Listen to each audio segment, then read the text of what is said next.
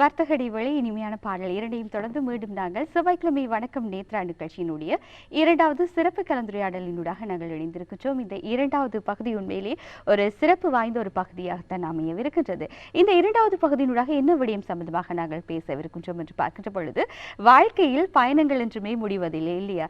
ஏதோ ஒரு காரணத்திற்காக ஏதோ ஒரு நோக்கத்திற்காக வாழ்நாள் முழுவதுமாக நாங்கள் பயணித்துக் கொண்டிருப்போம். அது பேருந்திலாக இருக்கலாம், இல்லாவிட்டால் விமானத்திலாக இருக்கலாம், சாதாரணமாக மோட்டார் சைக்கிள் கூட இருக்கலாம். இப்படியாக எங்களுடைய பிரயாணத்திற்காக பயணத்திற்காக நாங்கள் பயன்படுத்துகின்ற உத்திகள் வாகனங்கள் வேறுபட்டவையாக இருக்கும். ஆனால் இந்த முதலாவது சிறப்பு கலந்துரையாடலினூடாக நாங்கள் இந்த கப்பல் பயணம் சம்பந்தமாகத்தான் நாங்கள் பேசவிருக்கின்றோம். அதிலும் இந்த அதிசொகுசு வாய்ந்த கப்பல்களில் நாங்கள் பயணம் செய்கின்ற அனுபவம் என்பது எங்களுடைய நாட்டு மக்களுக்கு சில வழிகளில் அது ஒரு எட்டாக்கணியாக இருந்திருக்கலாம். ஆனால் இப்பொழுது அது நடைமுறைக்கு வந்திருக்கிறது என்றுதான் நாங்கள் சொல்ல வேண்டும். ஆகவே இவை சம்பந்தமான விடயங்கள் பற்றி தான் நாங்கள் பேசுவதற்கு தயாராக இருக்கின்றோம்.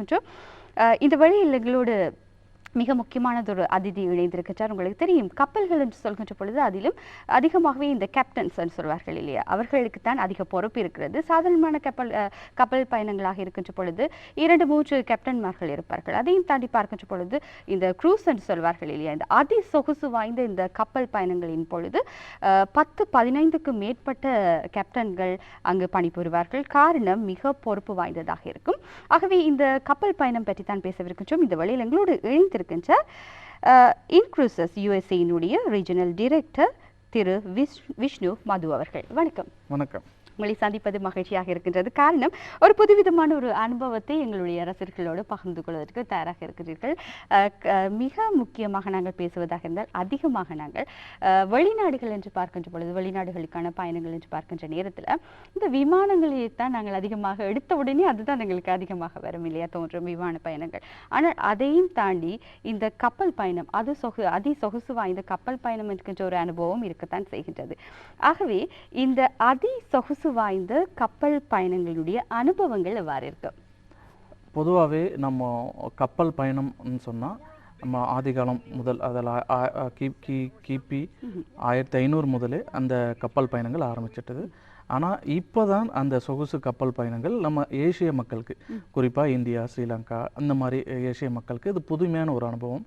யூரோப், அமெரிக்கா இது எல்லாமே வந்து 1500 கிபி 1500க்கு அப்புறம் அவங்க எக்ஸ்ப்ளோரர்ஸ், அவங்க நிறைய நாடுகள் கடல் வழி பயணம் மூலமாக தான் புதிய புதிய நாடுகளை கண்டுபிடிப்பாங்க. அங்கே காலனி ஆதிக்கம் அந்த மாதிரி நடக்கும். ஆனால் இப்போது அந்த கப்பல் பயணம் அப்படிங்கிறது வந்து இந்திய மக்களுக்கு, ஏசிய மக்களுக்கு புதிய ஒரு அனுபவம். ஏன்னா அந்த கப்பல் வசதின்னு சொன்னோன்னா ஒரு கப்பலும் 2.5 லட்சம் டன் வெயிட்டேஜ் இருக்கும். ஒரு டன் சொன்னால் 1000 கிலோ. அப்போது அதில் 25 மாடிகள், ஃப்ளோர்ஸ். அது மட்டும் இல்லை, உள்ளே வந்து எல்லா வசதிகளும், சகல வசதிகளும் இருக்கும்.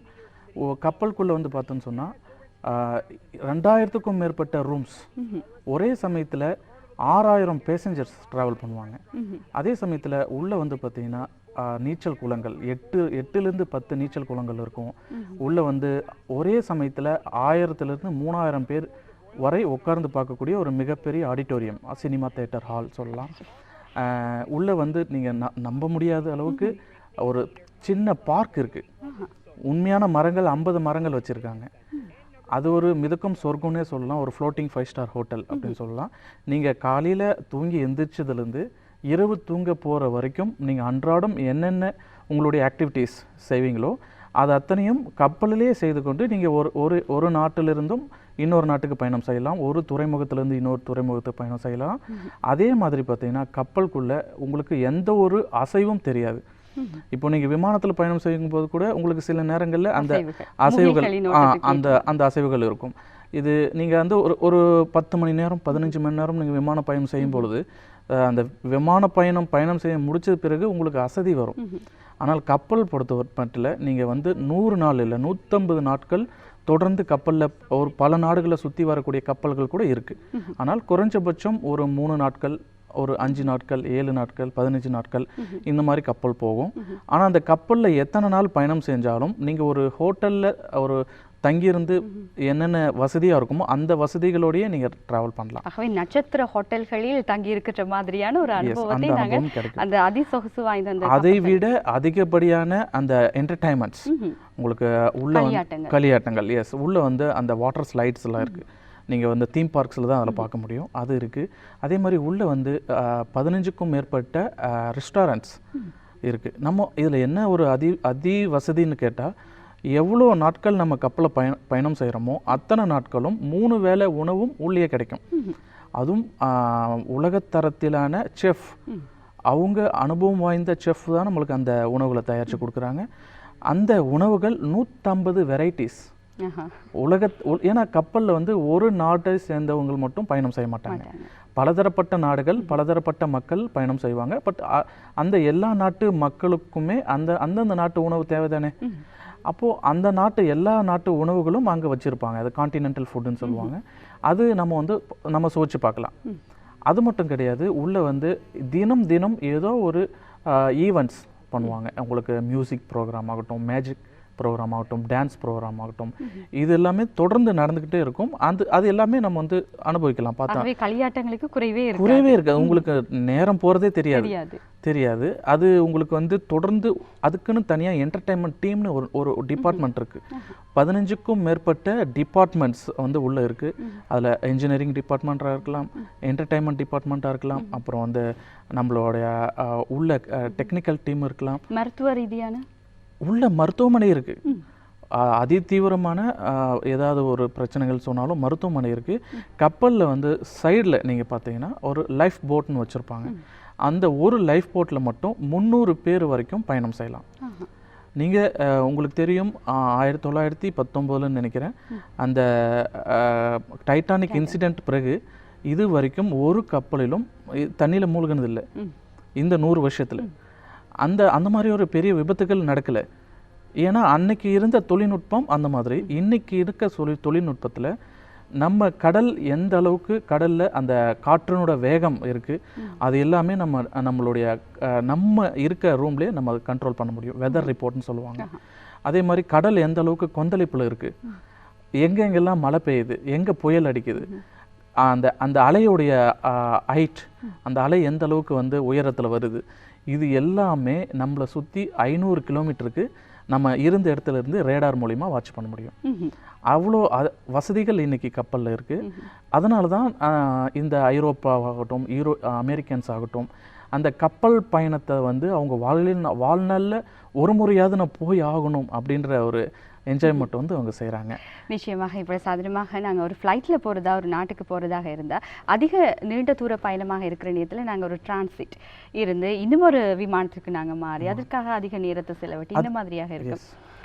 அதிகப்படியான இந்த உடல் களைப்பு, இதற்காக நாங்கள் இவ்வளவு நேரம் செலவிடுறோம் என்ற சிந்தனைகள் எல்லாமே இருக்குது. ஆனால் அதை தாண்டி இந்த மாதிரியான சொகுசு வாய்ந்த இந்த க்ரூஸ் என்று நாங்கள் சொல்கின்ற பொழுது, இதில் பயணிக்கின்ற பொழுது எத்தனை நாட்கள் செல்கின்றன என்பதே எங்களுக்கு தெரியாது இல்லையா? உண்மைதான். அது ஏன்னு கேட்டால், உங்களுக்கு காலையில் எந்திரிச்சோன்னே உங்களுக்கு எல்லா சேவைகளும் செய்யறதுக்கு எல்லா விதமான டிபார்ட்மெண்ட்டும் உங்களுக்காக வேலை செய்வாங்க. இப்போது காலையில் எழுந்திரிச்சிங்கன்னு சொன்னால் உங்களுக்கு பிரேக்ஃபாஸ்ட்டுக்கு ஒரு டெக்குன்னு சொல்லுவாங்க. இங்கே ஃப்ளோர்ஸ் வந்து டெக்குன்னு சொல்லுவாங்க. டாப் டெக், ஒரு டெக் ஃபுல்லாகவே வந்து ரெஸ்டாரண்ட்ஸ் தான் இருக்கும். அப்போது அங்கே நம்ம காலை உணவு முடிச்சிடும். காலை உணவு முடித்த பிறகு எல்லாருமே வந்து பொதுவாகவே உங்களுக்கு தெரியும், யூரோப்பியன்ஸ் வேலைக்காரங்க அவங்கள சன் பாத் எடுப்பாங்க. அப்போது அவங்களோட ரிலாக்ஸாக கொஞ்சம் சன் பாத் எடுப்பாங்க. அது முடித்த பிறகு எல்லாருக்குமே வந்து ஃபோட்டோ ஷூட்டிங் வந்து ஃப்ரீயாக பண்ணுறாங்க. அதுவும் கிட்டத்தட்ட புகைப்பட கலைஞர்கள், எனக்கு தெரிஞ்சு 15லேருந்து 20 புகைப்பட கலைஞர்கள் வித்தியாசமான இடங்கள்லேருந்து உங்களுக்கு ஃபோட்டோ எடுத்து தருவாங்க. அது மட்டும் கிடையாது, உள்ளே வந்து கடைகள் 50க்கும் மேற்பட்ட கடைகள் இருக்குது. நம்ம ட்ரெஸ்ஸஸ் ஆகட்டும், நம்மளுக்கு அத்தியாவசிய தேவைகளுக்கான கடைகள். பட் அது எல்லாமே நம்ம தனிப்பட்ட முறையில் நம்ம காசு கொடுத்து தான் வாங்கணும். அது மட்டும் இல்லை, உள்ளே வந்து பலவிதமான நைட் பப் அப்படின்னு சொல்லுவாங்க, பார்ஸ் இருக்குது. இந்த மாதிரி, அதாவது குழந்தைகளுக்கு பெற்றோர்களோட குழந்தை போவாங்க தானே, அந்த குழந்தைகளுக்கு ப்ளே ஸ்கூல் இருக்குது உள்ளே. பெற்றோர்கள் வந்து குழந்தைகளை கூட்டிகிட்டு வரும்பொழுது குழந்தைகளை வந்து பகல் நேரத்தில் அந்த ப்ளே ஸ்கூலில் விட்டுட்டு அந்த குழந்தைகளை வந்து பாதுகாப்பாக பார்த்துக்கிறதுன்னு சொல்லி ஒரு கிட்ஸ் ஸ்கூல் இருக்குது. அந்த ஸ்கூலில் அவங்களுக்கு மற்ற குழந்தைகளோட, யூரோப்பியன்ஸ் ஆகட்டும், அமெரிக்கன்ஸ் ஆகட்டும், அந்த குழந்தைகளோட உங்களுக்கு சொல்லி தருவாங்க. நம்ம பெற்றோர்கள் வந்து அவங்க மற்ற வேலைகளை அவங்க பார்ப்பாங்க. உண்மையிலே வேற ஒரு இடத்துக்கு நாங்க ஒரு ஹாலிடேக்காக போறோம்னு சொன்னா பெற்றோர்கள் பிள்ளைகளோட இருக்கிற நேரத்துல அதே ஒரு வாழ்க்கை அனுபவமா தான் இருக்கும். அதையும் தாண்டி இப்படியான பிளே ஸ்கூல் இருக்கிறது சொல்ற நேரத்துல அவங்களுக்கு ஒரு ரிலாக்ஸ் கிடைக்கும். இதுல என்ன ஒரு அட்வான்டேஜ்னு கேட்டா, கப்பல் வந்து ஒரு நாளும் ஒரு நாடுகளுக்கு பயணிக்கும். அந்த நாட்டில் பயணிக்கும் பொழுது அந்த நாட்டில் ஹார்பரில் காலையில் 9 மணிக்கு ஹார்பரில் அந்த நாட்டுடைய துறைமுகத்தில் நின்றும். காலை 9 மணி முதல் இரவு ஒரு 8-9 மணி வரைக்கும் அந்த துறைமுகத்தில் தான் அந்த கப்பல் நிற்கும். அந்த நேரத்துக்குள்ளே அந்த நாட்டில் நம்ம இறங்கி அந்த நாட்டை சுற்றி பார்த்துட்டு திரும்ப நம்ம கப்பலுக்கு திரும்பி வரணும். அப்போது இன்று இரவு உதாரணத்துக்கு சொல்லணும்னு சொன்னால், துபாயிலேருந்து பல கப்பல்கள் எடுக்கிறாங்க. 7 இரவுகள் பொதுவாக கப்பல் பயணங்கிறது இருக்கும். அந்த 7 இரவுகளில் துபாயிலேருந்து கப்பல் பயணம் எடுக்கிறாங்கன்னா அடுத்த நாள் வந்து அபுதாபி போகும். அதுக்கு அடுத்த நாள் வந்து மஸ்கட்டுடைய தலைநகர் மஸ்கட் போகும், ஓமான் நாட்டுக்கு. அதுக்கு அடுத்த நாள் வந்து கத்தார் போகும். அதுக்கடுத்த நாள் வந்து பனியாஸ்ன்னு சொல்லி பல தீவுகள், சின்ன சின்ன தீவுகள், சுற்றி இருக்க தீவுகளுக்கு போகும். இந்த மாதிரி ஒரே பயணத்தில் பல நாடுகளை வந்து நம்ம கப்பல் பயணம் மூலிமா அனுபவிக்க முடியும், சுற்றி பார்க்க முடியும். ஆனால் அந்த ஒரு நாள் அந்த நாட்டில் போய் அந்த கப்பல் நிற்கக்கூடிய அந்த ஒரு நாள் அந்த நாட்டில் இருக்கிற என்னென்ன டூரிஸ்ட் பிளேசஸ்லாம் இருக்கோ அது எல்லாமே நம்ம சுற்றி பார்த்துட்டு திரும்பி வரலாம். இதில் பெரிய அட்வான்டேஜ் என்னன்னு கேட்டால், நம்ம விசா இல்லாமல் பயணிக்கலாம். அதாவது கப்பல் எந்த நாட்டிலிருந்து நம்ம போர்டிங் ஆகிறோமோ அந்த நாட்டுக்கு கட்டாயம் விசா எடுத்து ஆகணும். அந்த கப்பல் எந்தெந்த வழித்தடங்களில் எந்தெந்த நாடுகள் வழியாக பயணிக்குதோ அந்த நாடுகளுக்கு நம்ம விசா எடுக்க வேண்டிய அவசியம் இல்லை. அதுக்கு தான் நமக்கு வந்து க்ரூஸ் ஷிப்பில் வந்து ஒரு க்ரூஸ் கார்டு அப்படின்னு வந்து கொடுப்பாங்க. சரி, அந்த கார்டை வந்து நீங்கள் இப்போ பார்க்கக்கூடியதாக இருக்கும். என் கையில் நினைக்கிற ஒரு 15க்கு மேற்பட்ட கார்டு இருக்கும்னு நினைக்கிறேன். அத்தனை கார்டு வேறு யாருடைய கார்டுகள் மேலே எனக்கு அருகில் இருந்து பேசுகின்ற அவருடைய கார்டாகத்தான் இருக்கிறது. காரணம் அத்தனை நாடுகளுக்கு நீங்கள் பயணம் செய்ய 38 நாடுகள் 38 நாடுகளுக்கு நீங்கள் பயணம் போயிருக்கிறீங்க. உண்மையிலேயே இந்த ஃப்ளைட்டுக்கு இன்னொரு நாட்டுக்கு நாங்கள் ஃப்ளைட் மூலமாக போகிறதா இருந்தால் விசா என்கின்ற ஒரு விடயம் மிக மிக சிக்கலான ஒரு விடயம். நிறைய பேருக்கு வந்து ரிஜெக்ட் ஆகித்தான் வரும், கிடைக்கிறதுன்றதாமே ஒரு சவாலான விஷயம். ஆனால் இந்த மாதிரியான ஒரு க்ரூஸ் பயணம், ஒரு கப்பலில் நாங்கள் பயணிக்கிறதா இருந்தால் எல்லா நாடுகளுக்குமே எங்களுக்கு அந்த அனுமதி எவ்வாறு நாங்கள் பெற்றுக்கொள்ள வேண்டும், என்னென்ன நடைமுறைகள் இருக்கின்றன? ஒரு நாட்டிற்கும் ஒரு விசா நடைமுறைகள் இருக்குது. இப்போது ஸ்ரீலங்கன் பாஸ்போர்ட்னா அந்த நம்ம பாஸ்போர்ட்டுக்கு எந்தெந்த நாடுகள் விசா ஃப்ரீ கொடுத்துருக்காங்கன்ட்டு இருக்கும். அதே மாதிரி இந்தியன் பாஸ்போர்ட்னா ஒரு நாடுகளுக்கும் அந்த விசா ஃப்ரீ நாடுகள் இருக்கும். சில நாடுகளுக்கு வந்து கட்டாயம் நீங்கள் விசா எடுத்து தான் ஆகணும். நம்ம எடுக்கக்கூடிய விசா டூரிஸ்ட் விசா அல்லது விசிட்டர் விசான்னு நம்ம எடுப்போம். ஆனால் இதில் என்ன ஒரு பெரிய விசித்திரமான விஷயம்னு சொன்னால், நம்ம எந்த நாட்டிலிருந்து கப்பல் நம்ம ஏறுறோமோ போர்டிங் ஆகிறோமோ அந்த நாட்டுக்கு மட்டும் விசா எடுத்தாலே போதும். அந்த கப்பல் போகக்கூடிய நாடுகளுக்கு, பல நாடுகளுக்கு, உதாரணத்துக்கு நீங்கள் துபாய்க்கு இருந்து கப்பல் ஏறணும்னு சொன்னால் துபாய்க்கு மட்டும் நீங்கள் விசா எடுத்தாலே போதும். ஆனால் அந்த கப்பல் அடுத்தடுத்த நாட்கள் 7 நாட்கள் மொத்தம் பயணத்தில் அடுத்தடுத்த நாட்கள் வந்து ஓமான் நாட்டுக்கு போகுதுன்னா அந்த ஓமான் நாட்டில் நீங்கள் விசா இல்லாமே நீங்கள் ஜஸ்ட் வெளியே இறங்கி சுற்றி பார்க்கலாம். அந்த நாட்டுடைய கலாச்சாரங்கள், அந்த நாட்டுடைய டூரிஸ்ட் இடங்கள் எல்லாமே சுற்றி பார்த்துட்டு திருப்பி வரலாம். அதுக்கடுத்த நாள் வந்து கத்தாருக்கு போகும். கத்தாரில் தலைநகர் டோஹா சிட்டிக்கு போகுது. அங்கேயும் நீங்கள் இறங்கி சுற்றி பார்க்கலாம். அப்போது ஒரே பயணத்தில் 3 வித்தியாசமான டிஃப்ரெண்ட் கண்ட்ரிஸ், 3 வித்தியாசமான நாடுகளை நம்ம பார்க்குறோம். 5 வித்தியாசமான இடங்கள். இது சில இடங்கள்லாம் வந்து தீவுகளாக இருக்கும். பனியாஸ் ஐலாண்டுன்னு சொல்லுவாங்க அங்கே யுஏஇயில். அந்த தீவுகளுக்கு வந்து அந்த நாட்டு குடிமக்களே போக இயலாது. என்ன காரணம்னு சொன்னால் அந்த தீவுகளில் விமான நிலையமோ மற்ற வசதிகள் இருக்காது. கப்பல் மட்டும்தான் அந்த தீவுகளுக்கு போக முடியும். அப்போ அந்த மாதிரி ஒரு சூழ்நிலையில் அந்த நாட்டு மக்களே அந்த தீவுகளை ஒரு சுற்றி பார்க்க முடியாத ஒரு சூழ்நிலையில் நம்ம அது பார்க்கறதுக்கான வாய்ப்புகள் இருக்குது. ஏன்னா துபாய் பொறுத்த வரைக்கும் ஷேக்குகள் அவங்க வந்து அந்த தீவுகள் வந்து சொந்தமாக வாங்கி வச்சுருப்பாங்க. அது ப்ரைவேட் ஐலாண்ட்ஸ்னு சொல்லுவாங்க. அந்த ஐலாண்ட்ஸில் வந்து அந்த களியாட்டங்கள் இதுக்காக மட்டுமே உருவாக்கியிருப்பாங்க. அந்த பீச்சஸ், அந்த யூரோப்பியன்ஸ் ஆகட்டும் இல்லை அமெரிக்கன்ஸ் ஆகட்டும், அவங்க வந்து அந்த பீச் தான் அதிகமாக விரும்புவாங்க. கடற்கரைகள், அந்த கடற்கரைகளில் வந்து அவங்க அந்த சூரிய வெளிச்சம் எடுப்பாங்க, சன்பாத்துன்னு சொல்லுவோம். ஸோ இந்த மாதிரி விஷயங்கள் வந்து அவங்க அனுபவிக்கிறதுக்காகவே, ஏன்னா ஒரு நாட்டுடைய பொருளாதார வளர்ச்சி ஒரு குறிப்பிட்ட தகுந்த அளவுக்கு உங்களுக்கு தெரியும் டூரிசம் நம்பி இருக்குது, சுற்றுலாத்துறையை நம்பி இருக்குது. வெளிநாடுகள்லேருந்து மக்கள் வந்து சுற்றுலாவுக்கு செலவழிக்கும் பொழுது அந்த நாட்டுடைய பொருளாதாரம் வளரும் தானே. அந்த வகையில் அந்த சுற்றுலா பயணிகளுக்கு என்னென்ன வசதிகள் செய்ய முடியுமோ அது அத்தனை வசதிகளும் கப்பல் மூலமா, ஒரு கப்பலில் குறைஞ்சபட்சம் 6000 பேசஞ்சர்ஸ் பயணிக்கிறாங்கன்னு சொன்னால் அந்த 6000 பயணிகளுக்கும் பேருந்து வசதி செய்யணும், அந்த 6000 பயணிகளும் அந்த நாட்டுக்கு வந்து போகும்பொழுது அந்த நாட்டுக்கான அந்த விமான டிக்கெட் போடுவாங்க, அதுவும் அரசாங்கத்துக்கு வருமானம் தானே. ப்ளஸ் அந்த 6000 பயணிகளும் நம்ம அந்த நாடுகள் குறிப்பிட்ட நாடுகளில் கப்பல் பயணம் செய்யும் பொழுது டேக்ஸ் ஒன்று பே பண்ணுவாங்க அந்த கப்பலில். அது குறிப்பிட்ட தகுந்த அளவுக்கு மக்களுக்கு வந்து ஒரு நாடுகளுக்கு நல்ல ஒரு வருமானத்தை ஈட்டி கொடுக்குது. அப்போது எல்லாருமே அரசாங்க ரீதியிலையும் இது நல்ல ஒரு வருமானத்தை கொடுக்கும். அதே சமயத்தில் மக்கள் புதிய நாடுகளை எக்ஸ்ப்ளோர் பண்ணணும், புதிய நாடுகளை சுற்றி பார்க்கணுன்ற ஆவலில் கப்பல் மூலிமா வந்து மக்கள் நிறைய வருவாங்க. சரி, இப்போ சாதாரணமாக நாங்கள் இதை பற்றி பேசுகிற நேரத்தில் எல்லாரும் எங்கட நாட்டு மக்கள் நிகழ்ச்சியை பார்த்து கொண்டிருக்கிற ரசிகர்கள் யோசிப்பாங்க, அடடா ஒரு சொகுசு கப்பலில் இத்தனை வசதி வாய்ப்புகள் இருக்கிறதா, 2500க்கும் மேற்பட்ட அறைகள், அதிலும் நட்சத்திர ஹோட்டலுக்கு ஈடு இணையான அறைகள், அதற்கும் அதிகமான அறைகள் என்னால் கூட நினைத்து பார்க்க முடியவில்லை. நீச்சல் தடாகங்கள், ரெஸ்டாரண்ட்ஸ், இப்படியாக பல விடயங்கள் இருக்கின்றன. ஆகவே இந்த கட்டணங்கள் இலங்கை மக்களை பொறுத்தவரையில் ஒரு பட்ஜெட்டான ஒரு வாழ்க்கையை தான் அவர்கள் வாழ நினைப்பார்கள். ஆகவே அந்த கட்டணங்கள் எங்களுக்கு ஏற்ற வகையில் இருக்குமா என்கிற ஒரு சந்தேகம் இருக்கு. பொதுவாகவே வந்து ஒரு கட்டணங்கள் ஒரு $1000 இந்த மாதிரி வரும். அது பொதுவாக யூரோப்பியன்ஸ்க்காகட்டும் இல்லை அமெரிக்கன்ஸ்க்காகட்டும் அது ஒரு குறைவான விலை தான். ஆனால் இலங்கை மக்களை பொதுவாக நீங்கள் அது எடுத்து பார்த்தோன்னு சொன்னால் $1 கிட்டத்தட்ட 300 ரூபாய் மேலே போகுது. அப்போது $1000 சொன்னால் கிட்டத்தட்ட அதிகமாக நமக்கு தெரியும் தானே. அப்போது சில இதில் வந்து ஒரு மெம்பர்ஷிப் கிளப், அந்த டூர் இந்த டூரிசம் போகிறதுக்காகவே, க்ரூஸில் டூரிசம் போகிறதுக்காகவே ஒரே சமயத்தில் அவ்வளோ பணத்தையும் கொடுத்து எல்லாராலும் போக இயலாது தானே, ஒரு சாதாரண மக்களால் அது போக இயலாது தானே. அதனால் மாதம் நம்ம இந்த கிளப் மூலியமாக நீங்கள் இந்த க்ரூஸ் ஷிப்பில் நம்ம வந்து சிறு சேமிப்பு செஞ்சுட்டு வந்து நம்ம வருங்காலத்தில் நம்ம குடும்பத்தோட ஒரு நல்ல ஒரு பயணம் போகலாமே அப்படின்னு சொல்லி ஒரு $100 நம்ம கட்டிட்டு வந்தோம்னு சொன்னால் நம்ம மெம்பர்ஷிப் கிளப், அது இன்க்ரூஸ்ன்னு மெம்பர்ஷிப் கிளப், அந்த மாதிரி கிளப்ஸ் வந்து நிறைய ஆஃபர் செய்கிறாங்க. நீங்கள் $100 கொடுக்கும்போது நீங்கள் முன்கூட்டியே பணம் செலுத்துறதுனால உங்களுக்கு வந்து கிரெடிட்ஸ் கொடுப்பாங்க, ரிவார்ட் பாயிண்ட்ஸ்னு கொடுப்பாங்க. அது உங்களுக்கு பொதுவாக விமானத்தில் கூட இருக்குதானே, நிறைய பயணங்கள் செய்யும்பொழுது கிரெடிட்ஸ் உங்களுக்கு கொடுப்பாங்க. $100 கொடுக்கும்போது உங்களுக்கு $200க்கு கிரெடிட்ஸ் வரும். அது பயன்படுத்தி நீங்கள் ஒரு $1000 மதிப்புள்ள டிக்கெட்டை நம்ம வெறும் $500 புக்கிங் செய்ய இயலும். அது சாதாரண மக்கள் வந்து நம்ம ஒரே சமயத்தில் $1000 கொடுத்து புக் பண்ணுறது காட்டிலும் இந்த மாதங்கள் ஒரு $100 வந்து கொடுக்க இயலும் தானே. அப்போது ஈஸியாக அது எல்லாரும் அந்த கப்பல் புக், ஒரு சாதாரண மக்களும் ஒரு கப்பலில் பயணம் செய்யறதுக்கான ஒரு நல்ல வழி தான் இந்த மெம்பர்ஷிப் கிளப். நிச்சயமாக சிறுக நாங்கள் எங்களால் ஒரேடியாக விமான பயணங்களையே நாங்கள் வாழ்நாள் பூராகவும் செய்து கொண்டிருந்தால் எந்த விதமான வித்தியாசமான அனுபவங்களை எங்களுக்கு தராது.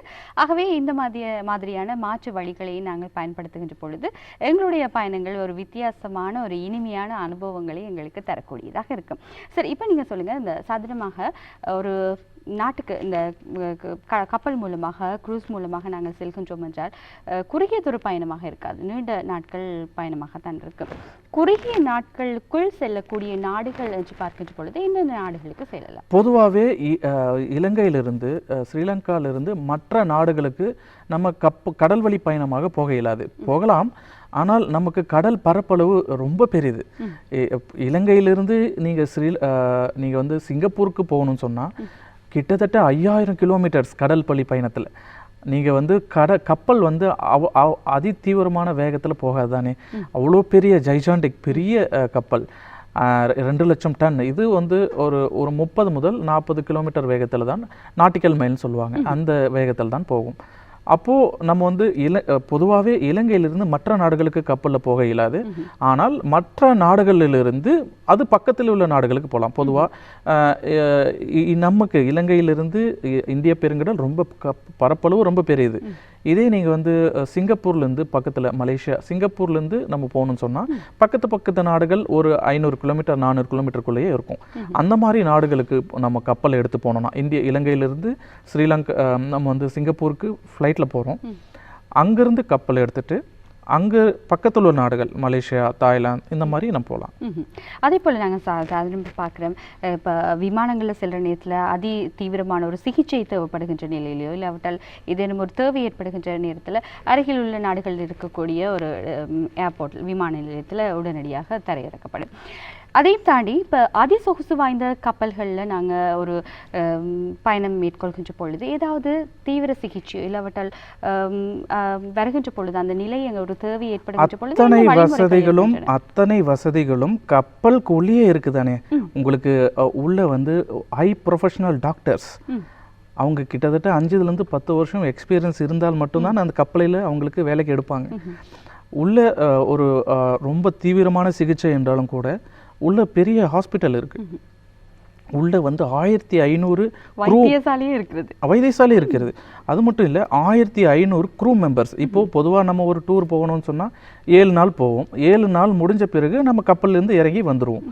ஆனால் க்ரூ மெம்பர்ஸ்ன்னு சொன்னால் அந்த கப்பல்லே வேலை செய்யக்கூடிய ஆட்கள். அவங்க மாத கணக்கில் 6 மாதம் ஒரு கான்ட்ராக்ட், அவங்களோட வேலை கான்ட்ராக்ட் வந்து 8 மாதம் முதல் 10 மாதங்கள் வரைக்கும் இருக்கும்.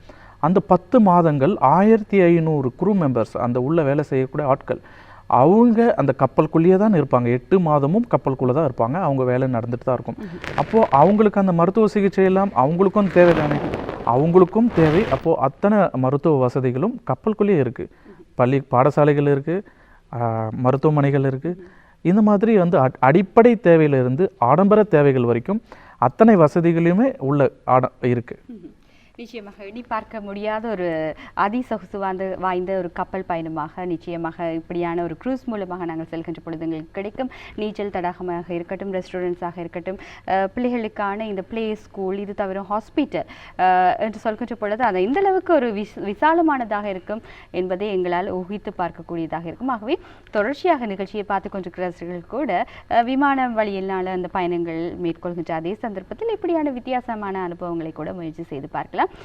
இதனோடு நாங்கள் இந்த செவ்வாய்க்கிழமை வணக்கம் நேத்ரா நிகழ்ச்சியினுடைய இந்த 2வது பகுதி, இந்த சிறப்பு கலந்துரையாடலை இன்னும் பேச வேண்டும் என்றுதான் ஆசை இருக்கிறது. ஆனால் நேரம் போதாத காரணத்தினால் ஒரு விஷயம் ஃபைனலாக சொல்லிக்கிறேன்.